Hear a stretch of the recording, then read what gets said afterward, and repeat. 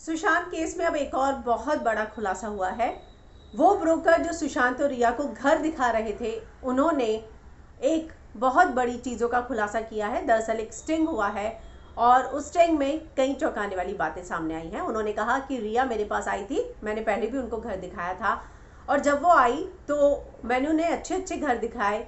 एक 27 फ्लोर पर था जिसमें स्विमिंग पूल भी था, वो नहीं लिया। और जब माउंट ब्लैंक में उन्होंने घर लिया तो मैं बहुत सरप्राइज हो गया कि ऐसी पुरानी बिल्डिंग में जहाँ सिक्योरिटी तक नहीं है और जहाँ की लॉबी भी अच्छी नहीं है, वहाँ इतना बड़ा स्टार कैसे रहेगा। उन्होंने कहा मेरे पास भी अपार्टमेंट था लेकिन मैंने ये घर नहीं दिखाया क्योंकि इस बिल्डिंग की सिक्योरिटी ही सही नहीं थी, इसीलिए मुझे लगा कि ये घर दिखाना सही नहीं रहेगा। लेकिन जब रिया ने मुझे दिसंबर के आसपास फ़ोन किया कि मुझे घर मिल गया है तो मैं बहुत सरप्राइज था। साथ ही उन्होंने ये कहा कि घर देखने के लिए रिया और सुशांत साथ में आते थे, लेकिन सुशांत जो है गाड़ी में ही बैठे रहते थे। रिया कहती थी जो बात करनी है मुझसे करो, मैं ही डील कर रही हूँ। तो ये एक स्टिंग किया गया है जो टाइम से किया है और उसमें ये सारे खुलासे हुए हैं, जिसमें ये बात सामने आई है कि अच्छे अच्छे फ्लैट छोड़कर रिया जो है वो जानबूझकर ऐसे फ्लैट में गई जहाँ सिक्योरिटी सही नहीं थी, जिस अपार्टमेंट में सिक्योरिटी ही नहीं थी, ऐसे अपार्टमेंट को रिया ने क्यों चुना।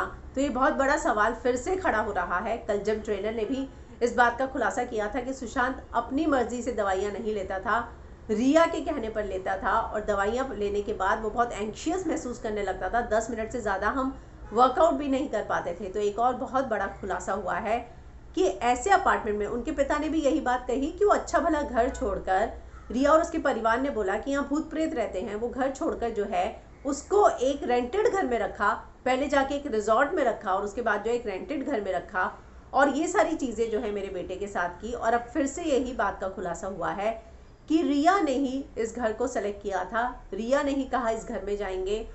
बहुत सारे लोगों ने कहा, हमने आपको एक और ब्रोकर का इंटरव्यू सुनाया था जिनके वो टच में थी, तब भी उन्होंने कहा था कि ये वाला घर हमने दिखाया ही नहीं था क्योंकि हमें नहीं लगा था कि ऐसे ही घर में वो लोग आएंगे।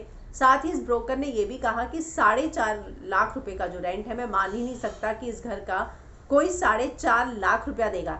तो कहीं ना कहीं वो खुद एक ब्रोकर है और उनको लगता है कि इस घर का 4.5 लाख रुपया किराया हो ही नहीं सकता। तो क्या वाकई में 4.5 लाख रुपया जो किराया है वो जा रहा था, नहीं जा रहा था, रिया की इन्वॉल्वमेंट थी, ये सारी चीज़ें फिर से एक बार सामने आई हैं।